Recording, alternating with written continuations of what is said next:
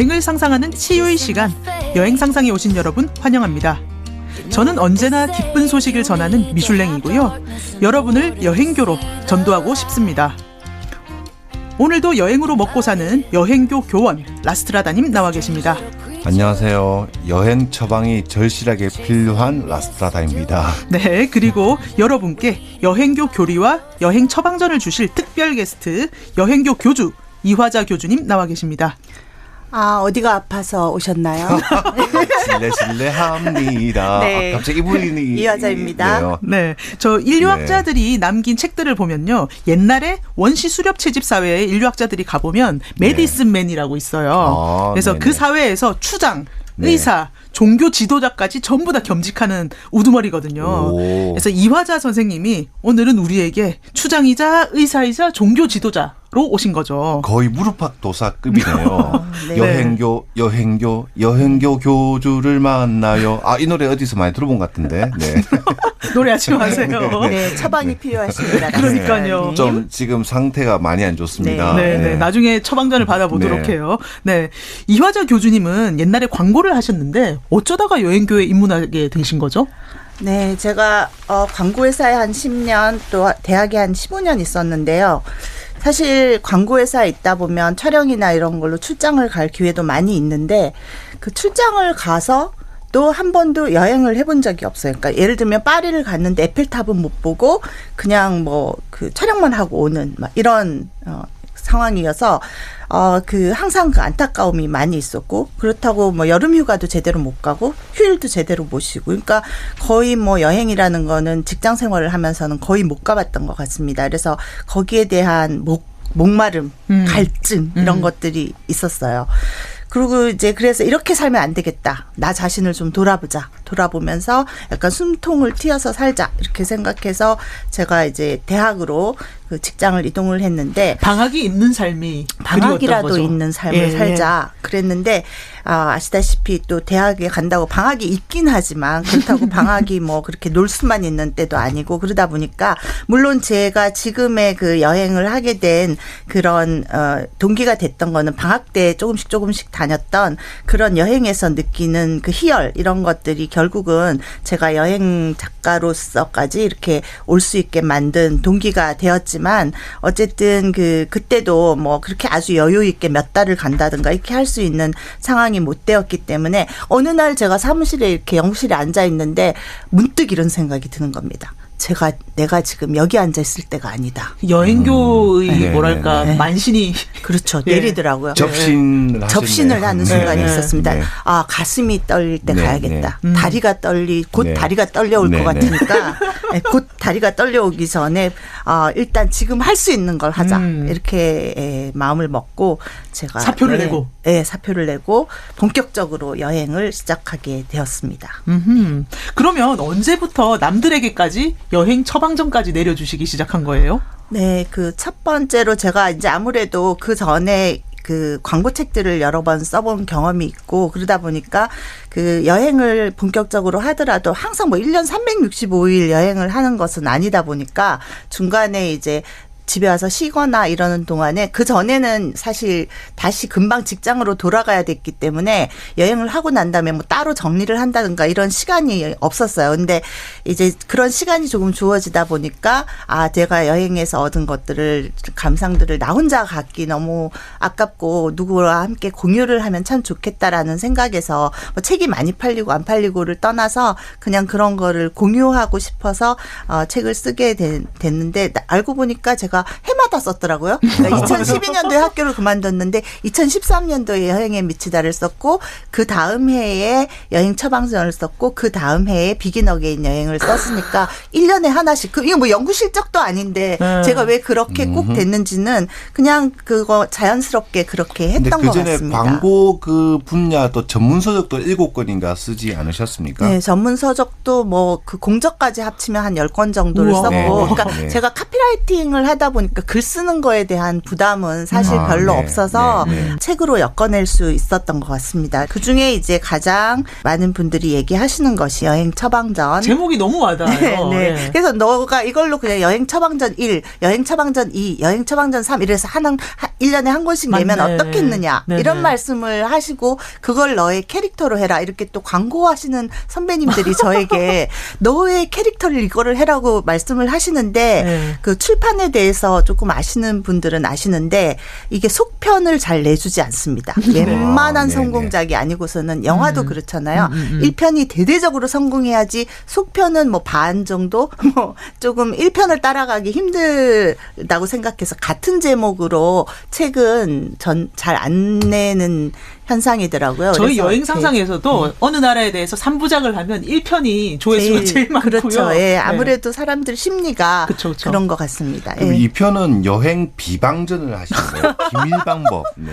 네. 아니 와. 근데 제가 얼마 전에 그 친구들 모임을 가다가 제가 인간의 본성에 대해서 한번 깨달은 적이 있는데 친구들 모임을 가다가 제가 너무 급하게 수업 끝나고 이렇게 가다 보니까 지하철을 거꾸로 탔어요. 네. 너무 배가 네네. 고픈 상태인데 지하철을 거꾸로 타서 제가 30분 후에 도착해라고 얘기를 했는데 그 더 늦게 된 네. 거예요. 그렇게 돼서 제가 그 단톡방에다가 내가 지하철을 거꾸로 탔다 했더니 제가 나중에 거기 들어갈게 애들 박수를 치면서 너무 좋아하는 거예요. 네. 인간적이다. 뭐 이러면서 예전에는 안 그러셨나 봐요. 네, 걔네들이 저를 그렇게 얄밉게 보고 있었다라는 아, 사실을 네. 제가 처음 깨달으면서 네. 그 중에 어떤 한 친구가 저한테 너는 여행 실패담을 엮어서 책을 내보는 게 어떻겠느냐. 오. 네, 심지어 그렇게 얘기를 하더라고요. 네. 그래서 이것도 하나의 여행 처방전이 아니라 네. 여행 실패전 뭐 이런 네. 것들도 괜찮겠다라는 생각을 하고 있습니다. 네. 네. 네. 그래서 여행 처방전을 많이 내려주셨는데 주위 사람들한테 반응이 어때요?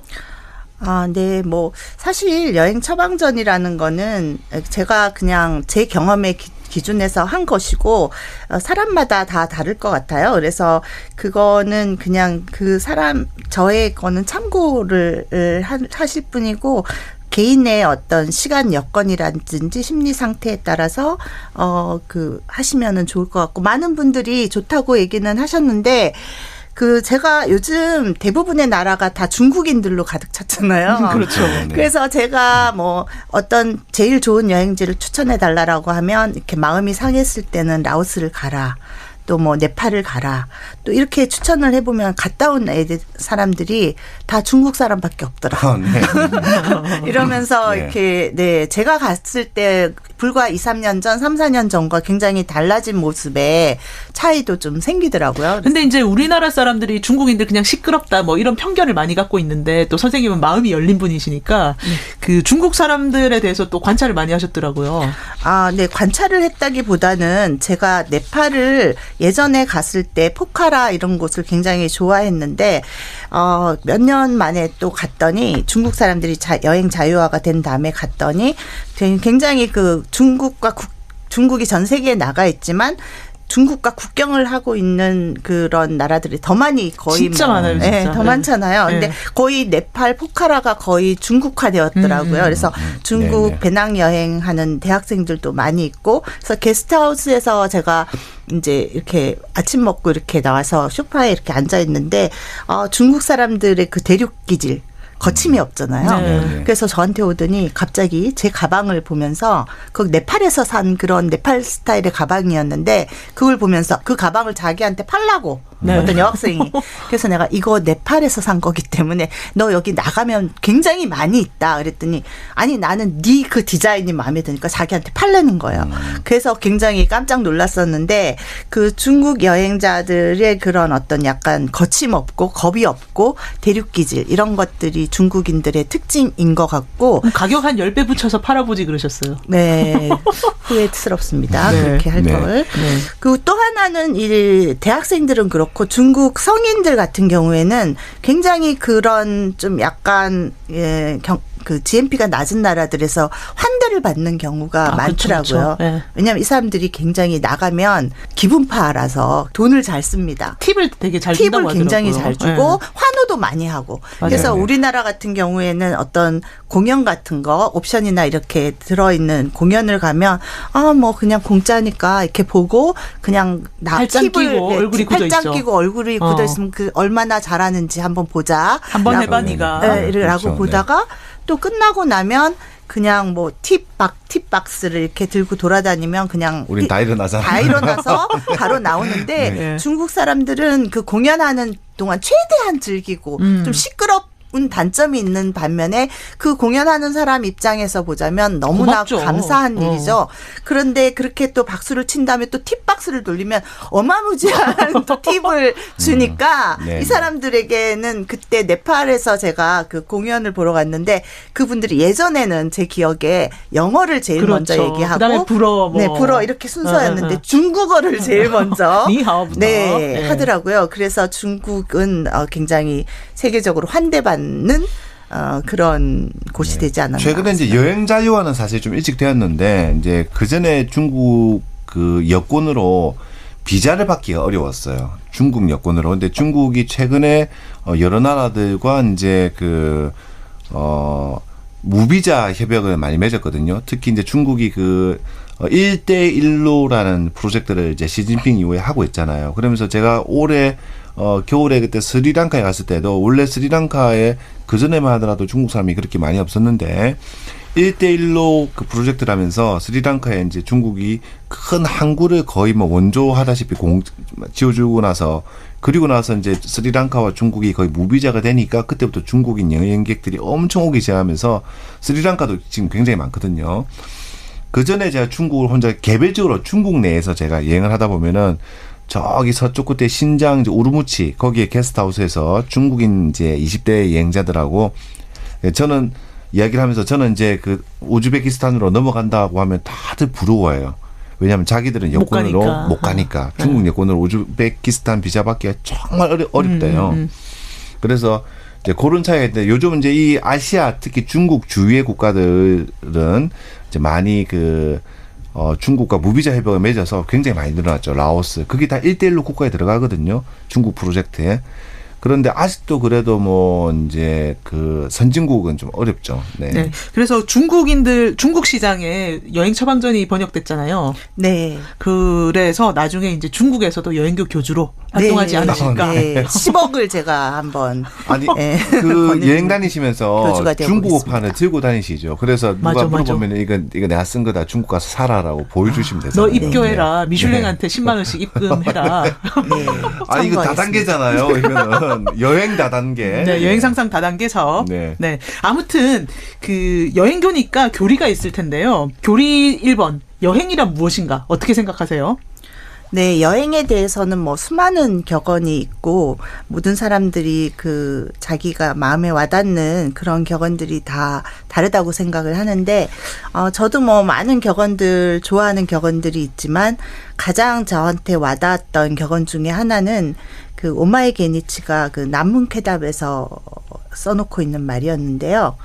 시간을 달리 쓰는 것, 사는 곳을 바꾸는 것, 새로운 사람을 사귀는 것. 이 세 가지 방법이 아니면 인간은 바뀌지 않는다. 새로운 결심을 하는 것은 가장 무의미한 행위다.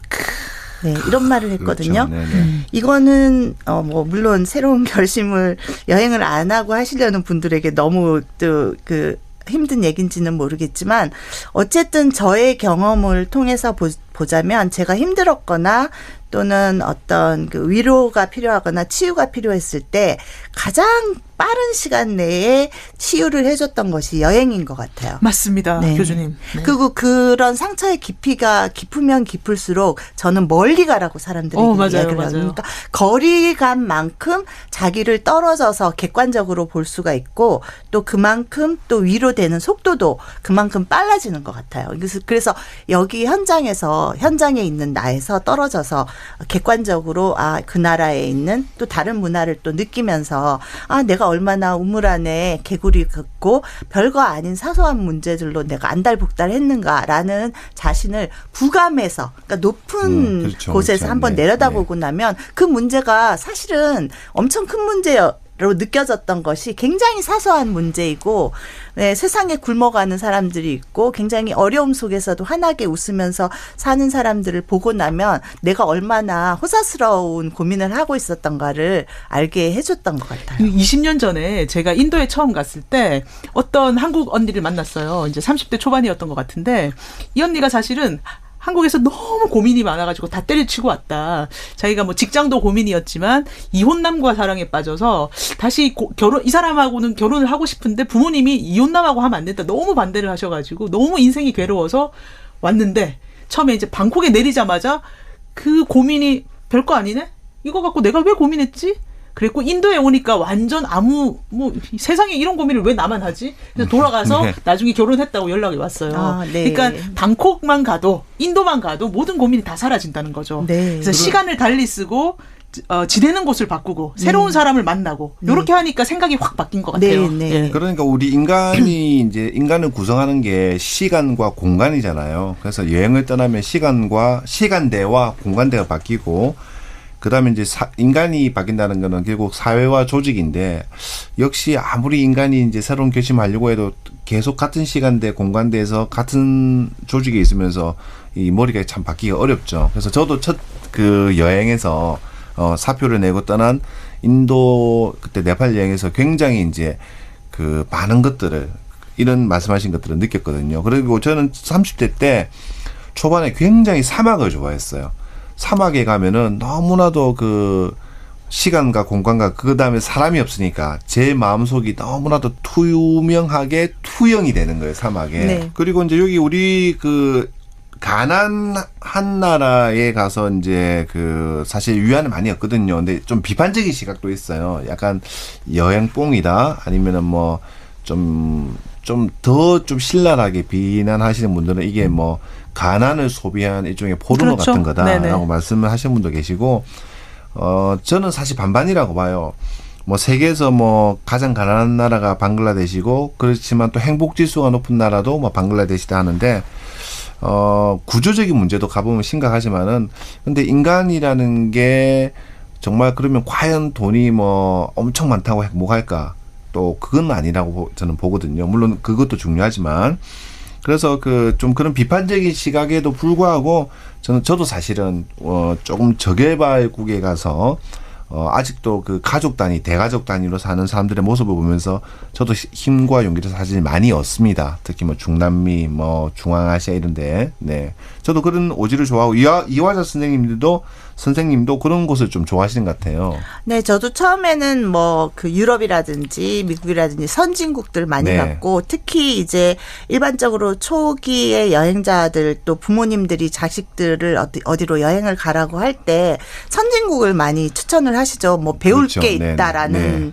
배울 게 있다라는 네. 방점으로 선진국을 많이 추천하시고 또 유학도 하고 막 이러는데 그런데 갔다가 저도 오면은 굉장히 한국이 짜증이 나더라고요. 왜냐하면 아니 그 캐나다나 혹은 외국에서는 사람들을 뭐 일본도 네. 마찬가지 사람들을 네. 이렇게 약간 스치기만 해도 Excuse me. excuse me라고 인사를 Pardon. 하고 잘 스치지도 않고 굉장히 교양이 있고 뭐 이렇게 하고 모든 편의 시설이 다 잘 돼 있는데 한국에 오니까 온통 불만스러운 것뿐이 없는 것이죠. 그래서 거기다가 미세먼지까지. 네, 미세먼지까지 지금은 더 있으니까 그러니까 내가 사는 곳에 대한 그 불만이 더 많이 생기는 네, 네. 그런 경험을 했었어요. 근데 네. 그 이 오지라든지 이런 곳을 갔다 오면 우리보다 훨씬 열악하고 또 못 살고 돈도 없고 그렇긴 하지만 그 상황에서도 굉장히 행복을 찾아서 그 본질적인 행복이라는 게 어디 있는가를 찾아서 그 사람들이 행복하게 지내고 있는 모습을 보고 오면 굉장히 내가 가진 것이 생각보다 많이 있구나라는 생각에서 그렇게 막 집착 물질이라든지 또는 성공이라든지 이런 것들에 지나치게 집착하지 않게 되는 그거 자체가 삶에 굉장히 여유를 주고 또 옆에 사람을 또 이웃을 돌아보게 하는 그렇죠. 네, 그런 네. 그런 좋은 점이 저는 훨씬 더 많다고 생각을 합니다. 그 예 중에 하나가 제가 제 생각을 바꿔줬던 그게 이제 네팔에서 그 안나푸르나 트레킹을 한 적이 있는데 그 우기라 가지고 비도 많이 오고 그런 날인데 약간 그날 비가 개어서 제가 원데이 트레킹을 갔어요. 오스트리안 캠프까지 가는. 그랬는데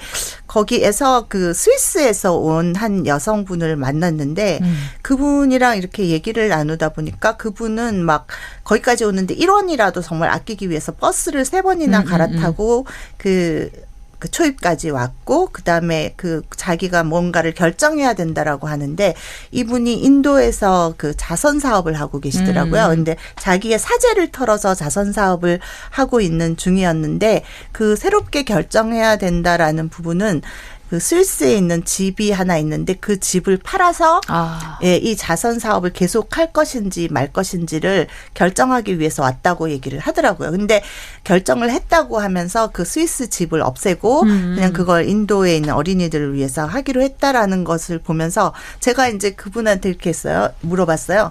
아니 그렇게 뭘 버스를 3번이나 타고 와 택시비도 얼마 안 하는데 그냥 택시 타고 오지 이렇게 얘기를 했더니 그분이 스위스는 돈도 많잖아 이렇게 그렇죠. 얘기를 했어요. 그랬더니 스위스가 돈이 많지 스위스 사람이 돈이 많은 건 아니라고 이렇게 네. 얘기를 하면서 그 자기는 그 쌓아가는 그런 것보다는 그냥 그곳에서 사람들을 위해서 자기의 돈을 다 쓰는 것이 훨씬 더 행복하다고 그래서 그렇게 하기로 결정했다는 걸 보면서 제가 혼자 이렇게 터덜터덜 내려오는 길에 야 우리는 모두가 막 우리나라에서는 무슨 그런 노후 광고 이런 거 보면 10억은 있어야 된다 뭐 이런 말들 하잖아요. 난 10억 없는데 어떡하지 막 너무 걱정하고 이랬는데 없으세요? 네, 있어 보이시는데요. 네. 네.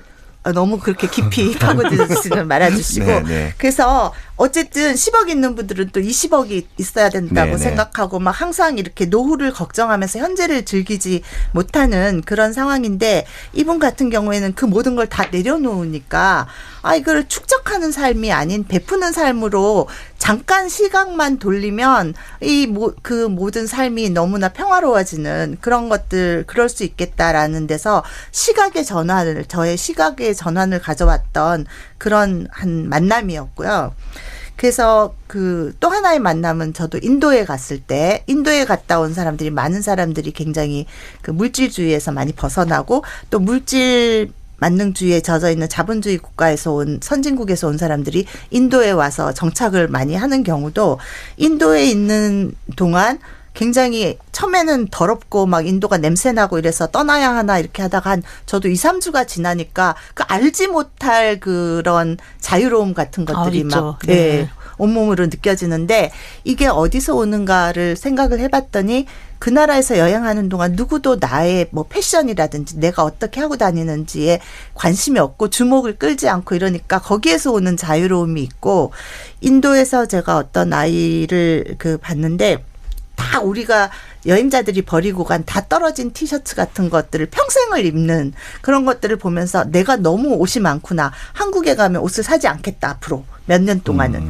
이렇게 생각했는데 오니까 또 사게 되더라고요. 네. 그다음에 이제 연필을 또 오지에 갈 때마다 제가 모아서 갖다 주는데 갖다 주고 난 다음에 한국에 가면 다시는 펜을 사지 않겠다. 지금 있는 펜도 수십 개인데 네. 이렇게 생각하는데 또 한국에 오면 또 예쁜 펜을 보면 또 사게 돼요. 네, 그러니까 네. 이런 그 공간과 시간이라는 것이 이 공간 속에 살면서 이 환경 속에 살면서 내가 그런 것들을 실현하기는 쉽지 않은데 적어도 그런 모습들을 보고 오면은 덜 사치하게 되고 그런 것들에게서 좀 벗어날 수 있는 그런 계기는 되는 것 같습니다. 이 그렇죠. 여행교 네. 교주로서 여행이 어떤 역할을 하나 이런 걸 교리를 잘 얘기를 해 주셨고요. 그러면 이제 여행 처방전 첫 번째 아까하고 이어지는데 물질 만능주의에 빠진 사람들이 있잖아요. 이런 사람들한테 여행 처방전을 주신다면 어디로 주시겠습니까? 네, 저는 인도로 가라고. 네, 너무 뻔한 답일지는 모르겠지만 제가 네. 처음 인도 갔을 때 그 느낌이 아직도 남아 있어서 제 주변의 분들이 제가 되게 많이 변했다고 말씀들을 많이 하세요. 한때 광고회사에 다닐 때 그렇게 멋을 부리고 아니 지금도 너무나 멋쟁이신데. 네, 지금은 뭐 거의 제가 비싼 옷을 한 번도 사 입지 않고 그러니까 너가 그런 명품주의자나 트렌드 세트로 갈 줄 알았는데 그렇게 오지 여행가가 될지 몰랐다라고 저한테 선배들이 많이 저는 깨닫지 못했는데 그렇게 말을 하는 경우가 많더라고요. 그래서 그게 어디서 왔을까 생각해 보니까 저는 그런 분들이 더 이상해 보이고 그런 것들이 저한테 하나도 중요하지가 않고 이런 것들이 인도에서 그 밥 먹으러 제가 갔는데 어떤 제가 그 화장품 샘플을 막 거의 다 쓴 거를 갖고 손을 씻은 다음에 이렇게 바르고 있는데 그 화장품이 샘플통이 다 없어졌어요. 진짜 조그만 그거. 네네. 근데 그 어떤 남자애가 쭈삣쭈삣하고 오더니 그 샘플통 자기한테 주면 안 되겠냐는 거예요. 그래서 제가 아니 이거 다 썼는데 이거 뭐에다 쓰려고 하냐 했더니 자기 여자친구한테 선물해 주고 싶다고 하더라고요. 그렇죠. 네. 제가 거기서 또 내가 얼마나 이 가진 게 많은가를 다시 한번 또 깨닫고 그래서 어떤 내가 생각보다 가진 게 많고 또 그런 삶들도 충분히 있다라는 걸 깨닫고 나면 그 전처럼 그렇게 뭐 더 많이 갖고자 뭐 그런 노력은 덜 하게 되는 거죠. 그렇죠. 우리가 저도 인도 아프리카에서 이제 97년, 99년 여행을 하면서 이제 우리에게는 이게 쓰레기예요. 말 그대로 웨이스트, 뭐 영국식 용어로 러비싱 이미 이제 다 써서 버리면은 그 사람들에게는 그게 자원이 되더라고요. 뭐 예를 들어서 뭐 페트병 같은 경우에도 우리가 미네랄 워터 마시고 있으면 옆에서 기다리고 있다가 그 병 놔줘 하고 가져가잖아요. 그렇죠. 네. 그리고 한 번은 제가 우유를 사서 이제 그때 영국 친구들하고 같이 이제 그 트럭 몰고 다니면서 또 우유가 좀 상한 거예요. 그래서 그거를 어디를 버릴까 하다가 쓰레기통에 버렸더니 바로 옆에 아프리카에서 아이들이 막 뛰어와서 그걸 마시는 거예요. 그래서 제가 영어로 그거 상했어. 그러니까 배드 했는데 전혀 개의치 않고 마시는 모습을 보면서 저도 충격 많이 받았죠. 사실 저도 집에 오지행 딱 갔다가 사실 이번에 스리랑카만 하더라도 오지라고 할 건 아니지만은 좀 저개발 국가잖아요. 네, 오지라고. 그러다 인천공항 딱 도착하는 순간부터 충격을 받아요. 와, 우리나라가 이렇게 잘 사는 나라였구나. 정말 공항이. 네. 그 다음에 이제 인천공항에서 딱 리무진 타고 집에 들어가서 집에 도착하는 순간 또 두 번째 충격을 받아요. 와, 내가 물건이 이렇게 많았구나. 저도 정말 물건 많이 줄이려고 버리려고 노력하면서도 또 스트레스를 받으면은 바로 쇼핑을 네. 막 하게 되더라고요. 근데 이게 우리가 이제 자본주의 국가에 사는 사람들의 이제 모순인데 그러면서 네. 사지 말아야지. 물건이 너무 흔하다 보니까 그렇죠. 우리는 소중함을 잘 모르는데 그런 공산품이 없는 국가에 있는 사람들은 정말 하나하나가 소중한 지금도 것이죠. 쿠바 같은 데 가보면은 정말 귀하고 그다음에 몇 년 전까지 미얀마에 가서 저녁에 야시장 가보면요. 야, 이런 물건조차 그러니까 사고 파는구나 싶을 정도로 막 온갖 우리는 그냥 쓰레기통을 다 버릴 것들을 자원이 귀하니까 다 사고 팔더라고요. 그것도 비싸요, 굉장히. 그래서 뭐 우리 같은 경우에는 예를 들어서 미슐랭님이 예전에 PMP라는 거 썼잖아요. 이런 기억도 안 나요. 네네네네. 제가 중고시장에 4만 원에 팔았던. 지금 그런 것들 미얀마나 쿠바 같은 데 하면 아직도 그런 것들을 많이 그 뭐죠? 약자가 PMP. 퍼스널 미디어 플레이어. 예. 요즘 우리 뭐 스마트폰으로 다 되니까 네. 뭐 그런 거부터 네, 제가 충격을 많이 아프리카 받죠. 네. 그때 한 달 노마드 오버랜드 캠핑 투어를 한 적이 있는데 항상 보면은 이제 남아공에서 출발해서 이렇게 올라가서 짐바브웨 빅토리아 폴에서 네. 끝나는데 그 빅토리아 폴에 가면 마켓이 있어요. 네. 그 마켓이 뭐냐면 여행자들이 그동안 한 달 동안이나 이렇게 입었던 네, 것을 네.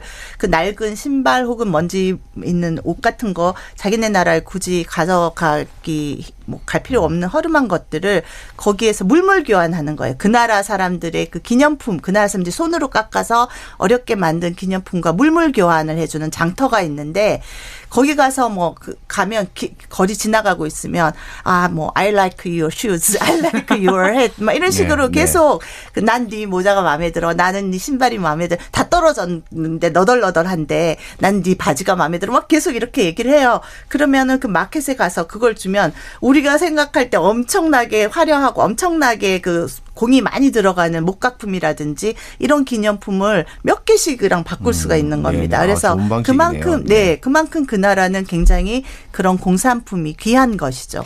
여기서 꿀팁 하나 소개드리면은 저는 꿀팁까지는 아니지만은 저는 좀 저개발국 갈 때는 제가 이번에 가서 한국에 들어올 때 몸만 들어온다는 생각을 하고 다 버리고 갈 생각을 하거든요. 그래서 사실 옷장에 열어보면은 이런 옷이 나한테 있었어?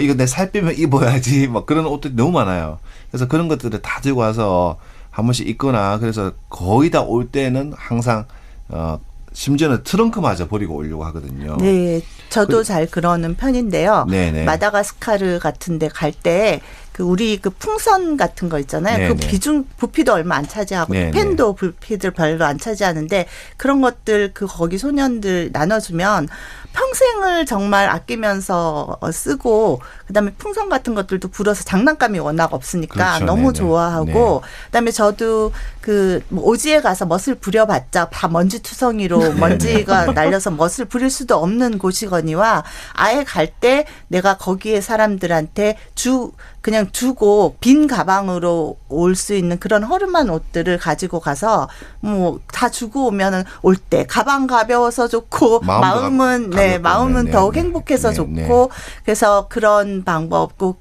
한번 해보시기 바랍니다. 예, 더 여행이 더욱 더 행복해지는 그런 그렇죠. 방법일 것 같아요. 네, 그럼 이 추세를 이어서 두 번째 여행 처방전 행복의 비밀을 알고 싶은 자에게는 어디를 추천하시겠습니까? 네, 이거 너무 거창한 제목이기는 한데 그 부탄이 행복의 그 행복지수 1위의 국가가 돼서 제가 그때 부탄의 삶의 본질 또는 뭐 그 나라 사람들이 왜 그렇게 그 행복할 이유가 없을 것 같은데 왜 행복한지 직접 가서 보자. 그래서 제가 한번 가봤습니다. 그리고 공부도 조금 해봤는데요. 이 부탄이라는 나라는 그 왕조였다가 이제 지금은 물론 민주국가 됐지만 그 왕이 GNP 대신에 이제 그 유학도 하고 다 그랬는데 자기네들이 아무리 생각을 해봐도 GNP로는 뭐 이 세계의 첨단을 갈 수가 없는 거예요. 갈 수가 없는 환경에 온 데가 히말라야로 둘러싸여 있고 뭐 농경 국가고 이러니까 그러면 무엇을 할 것인가? 여기서 만든 것이 GHP입니다. 그래서 국민 총 행복 지수. 그러니까 국민 총 생산 지수가 아니라 행복 지수로. 네. 생산은 어차피 안 되니까. 그리고 그렇죠. 자기가 유학도 해보고 미국 유학도 해보고 다 해봤는데 GNP가 높다고 해서 행복한 게 아니라 그 나라 사람들도 자살을 하고 그 나라 사람들은 점점 더 많이 갖기 위해서 힘들고 그러니까 우리는 이 가치 기준을 행복에 두자라고 해서 GHP를 모든 정책의 기준으로 삼았더라고요. 그래서 이 나라가 지금 그 라닥도 마찬가지 오래된 미래라고 인도 얘기를 북쪽에 하잖아요. 이제 라다크라는 지역이 있어요. 네네. 예. 그 오래된 미래라는 책 많은 분들이 읽었을 텐데 그 말이 뭐냐 하면은 결국은 인간 본질. 우리 지금 요새 미세먼지 문제 또는 쓰레기 문제 다 문제가 되고 있고 그것들이 우리에게 많은 해악과 또 불행을 가져다 주잖아요. 근데 또 노인 공경의 문제. 근데 이 나라는 GHP를 기준으로 하다 보니까 또 물론 농경 국가고 이렇게 하다 보니까 우리나라가 왜 이렇게 노인들을 존중하지 않게 되었을까라고 제가 생각을 해봤더니 이 첨단 핸드폰이라든지 혹은 첨단 기자재들이 전부 제일 잘 사용하는 건 젊은 애들이잖아요. 그렇죠. 10대, 노인의 20대. 지혜가 필요가 없어졌어요. 네. 노인의 지혜가 필요가 없어지다 보니까 노인이 무시를 당하는 존재. 그래서 물건을 살 때도 항상 10대, 20대가 얼리 어답터가 그렇죠. 되고 그들이 그 오피니언 리더가 되고 가장 그 발언권이 세지는. 아주 드물게 저런 50대 얼리 어답터도 50대 있습니다. 네, 특이한 경우라고 볼 수 네, 있죠. 빨간 바지를 입는. 네. 네. 그래서 그런 것들이 살아 있고 그다음에 이제 여러 가지로 환경을 위해서 이 부탄이 사실은 뭐 가난하기 때문에 여행자들을 많이 받으면 나라가 뭐 금방 또 돈도 많이 벌 수 있을 텐데 그 관광객 수도 10,000명으로 1년에 제한을 하고 있잖아요. 이런 정책들은 다른 나라에서는 사실 쉽게 할 수 없는 정책들인 그렇죠. 거죠. 환경이 더 중요하다. 생명이 더 중요하다. 그러니까 관광객도 환경을 저해하지 않는 수준에서 받겠다라는 그런 것들, 그런 정책들 이런 것들을 보면서 우리가 가야 할 그 미래가 바로 저런 것이 아닐까라는 그 오래된 미래라는 단어를 많이 생각해 보게 되었던 것 같아요. 사실 최근에 우리 대통령께서도 부탄에 한번 다녀오셨고 그다음에 우리나라에서 부탄 이제 바람이 약간 불면서 우리나라 분들이 올해 특히 부탄이 우리 대한민국에게 수교 몇 주년이었나 그런 기념으로 좀 입국비를 좀 싸게 해줬잖아요. 네네네. 원래 하루에 200불인가 내야 되잖아요. 네네. 그걸 100불인가? 그걸로 이제 뭐 하여튼 할인해 줬는데 그래서 많은 분들이 갔다 오시고 뭐 좋다고 하셨지만 또 주위에는 좀 비판적인 시각도 있어요. 그렇죠. 어떤 시각이냐면 부탄이 사실은 뭐 왕주 국가고 뭐 독재 국가고 북한 정도는 아니지만은 그래도 어느 정도 통제를 하는 국가다라는 의외로 인권 탄압도 있다. 인권 탄압도 있다 이런 시각이 있는데 근데 제가 이제 다녀본 경험으로는 이 두 개가 양립을 하기 너무 어려운 것 같은 거예요. 그러니까 제가 다녀보면은 다들 행복한 국가들은 대부분 가족 중심이에요. 맞습니다. 네. 가족 중심. 근데 이 가족 중심은 이란 말은 반드시 가족 중심, 공동체 중심은 또 개인을 억압을 하거든요. 그렇죠. 개인주의와는 양립이 안 되는 거예요. 그래서 그렇죠. 서구, 북유럽, 서유럽, 북유럽은 이제 개인이 중심이다 보니까 근데 개인은 반드시 독일어 단어 고독, 아인삼카이트라는 단어처럼 자유는 반드시 고독할 수밖에 없어요. 맞습니다. 근데 저는 사실 그 두 가지 중에 어느 것을 택할래라고 물어보면 저는 이제 자유. 우리는 서구 근대 교육을 받고 자랐으니까. 근데 사실 외롭죠. 그렇죠. 다들 밤에 외롭잖아요. 네. 외롭지 않으세요? 밤에 외로워서 대항해 게임 좀 해야겠습니다. 네, 그래서 맞습니다. 공동체를 만들어야 됩니다. 네. 우리 네. 여행 공동체. 여행교로 입교하라. 갑자기 깔때기가 여기로. 깔때기가 여기로. 네. 네. 그러면 세 번째로 그 가성비 위주로 생각했을 때 비타민 같은 여행 처방전을 하나만 예로 이제 내려주신다면 어디일까요? 네, 사실 뭐 가장 우리가 일반적으로 중요한 거는 여행비 대비 뭐 혹은 자기가 시간 여유가 얼마나 있고 금전 상황이 얼마가 되느냐에 따라서 결국은 여행지가 결정이 되는 건데요. 저도 옛날에 직장 다니고 맨날 바쁘고 뭐 겨우 일주일 시간 내고 뭐 3, 4일 시간 나고 이럴 때는 뭐 어딜 갈 수도 없고 가봤자 뭐 멀리 간다고 하더라도 뭐 가까이 가면 일본 아니면 멀리 가더라도 발리 같은 데서 그냥 아무런 기운도 없으니까 휴양지에서 그냥 뻗어서 누워서 그냥 마사지 받고 그냥 쉬고 오직 쉬고 그러고 오는 게 다였던 것 같아요. 근데 이제 좀 체력이 그 이후에 좀 여유가 있고 시간적 여유가 특히 있고 이러니까 뭐 오지도 갈 수 있게 되고 이런 거니까 그런 거는 이제 개개인의 어떤 그 상황이나 시간 여유 특히 이런 것들에 대해서 의해서 많이 결정이 되는 것 같고 제 주변에 보면은 비행기 타는 거를 굉장히 어려워해서 싫어하고 그래서 항상 제 친구들 중에서도 그 기준이 뭐냐면 비행시간 5시간 이내에 갈 수 있는 데가 어디냐 이런 거 물어보더라고요. 그래서 제가 그래서 여행 매니아들의 그 여행가들의 특징은 비행기 타는 걸 무서워하지 않는 우리 여기 계시는 미슐랭이라든지 네. 또는 라스트라다님 비행기를 24시간 타도 상관없는 이런 분들 비행기 타는 게 스트레스가 아닌 분들이 결국은 스트레스입니다. 예, 요즘은 이제 스트레스 되셨겠지만 네.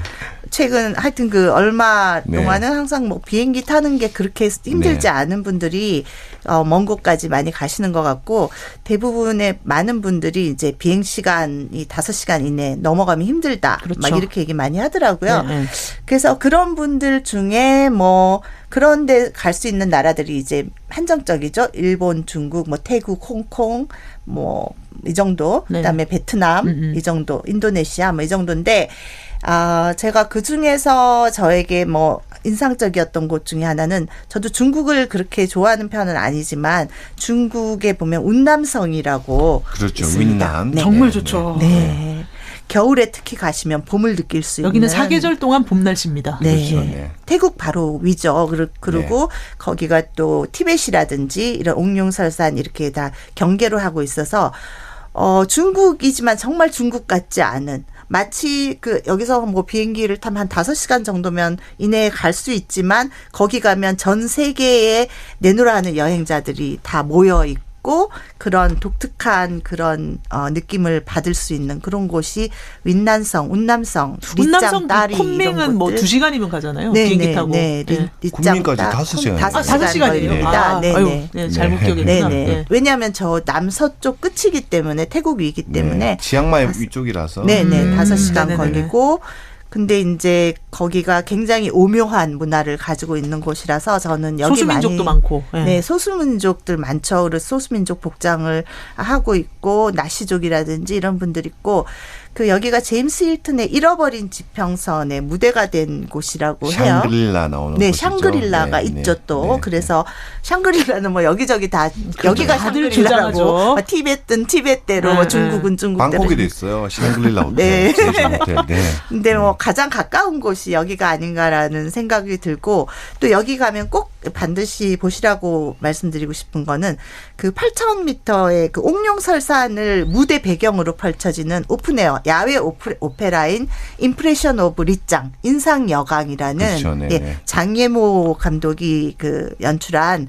이 오페라는 반드시 보시라고. 진짜 대작이라면서요. 네, 그리고 거의 스케일의 끝을 이건 보여줍니다. 중국이 아니면 못해요. 그 이화자 선생님이 쓰신 여행 처방전이라는 책에 보면 사진까지 나옵니다. 네, 예. 네. 이거는 그래서 이제 중국만이 할 수 있는 대규모 인원을 동원해서 뭐 500명 나온다고요? 자연을 네. 배경으로 해서 네. 그다음에 그 감독이 또 그 유명한 장예모 감독이잖아요. 네, 베이징 영화 감독. 올림픽도 감독.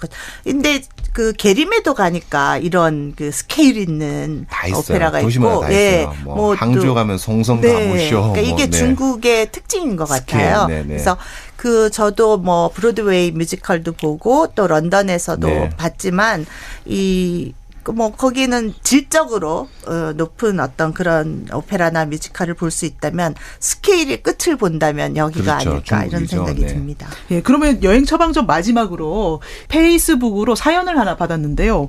아는 오빠가 12년째 책을 못 쓰고 있는데 빨간 바지를 즐겨 입는 걸로 봐서 감성은 굉장히 충만하고 네. 글빨과 말빨 모두 굉장히 훌륭한 게 검증돼 있는데 네. 생각이 많고 뭔가 이렇게 일을 닥쳐야 하는 성격이라서 그런 것 같다. 왠지 여행 교주님이 아시는 분일 것 같은데 네. 이런 케이스에는 어떤 여행 처방전을 주시겠습니까? 아, 네. 문의하신 분도 누군지 알겠고, 네. 그 당사자도 누군지 네. 제가 알겠는데, 글쎄, 책을 쓰는 일은 또 여행을 많이 하는 일과는 또 다른 일 같습니다. 그렇죠. 그래서 책을 쓰는 거는 무조건 의자에 앉아 있는 시간과 비례한다. 오히려 저는 여행을 그렇게. 끊어야 된다? 예, 여행을 끊어야 됩니다. 어휴, 예, 여행을 예. 끊고 예. 다리를 다쳐서 예를 들면 예. 죄송합니다. 네. 이게 움직일 수가 없어야지 아하. 됩니다. 그러나 이거는 키보드는 쳐야 되기 때문에 네. 손은 움직일 수 있어야 되고 네. 그래서 어쩔 수 없이 집에 감금될 수밖에 없는 그런 상태가 되지 않고서는 책은 쓰기 힘들다. 아, 알겠습니다. 엉덩이 네, 접착제를 엉덩이 사다가. 접착제를 네. 사거나 네. 뭐 어떤 특정 곳에 할 수 없이 감금이 되거나 이런 두 가지 방법이 있습니다. 아, 여행교 교주님이 이런 처방전을 독특하게 네. 내려주시는 네. 경우도 있군요. 네. 모든 처방전이 가능합니다. 네. 네, 그러면 다음 편에서 좀 더 독특한 처방전을 다뤄보기로 하죠. 네. 예, 이번 방송 어떻게 들으셨는지 참 궁금합니다. 우리가 살다 보면은 누구나 이제 삶이 좀 막막하고 답답할 때가 있잖아요. 그래서 그럴 때 우리가 약국에 가서 뭐 소화제 처방을 받듯이 오늘 이 여행 상상 방송이 우리 청취자분들에게 그런 처방이 되었으면 하는 바람이 있습니다. 예, 다음번에 더욱 상상력 풍부하게 찾아뵙겠습니다.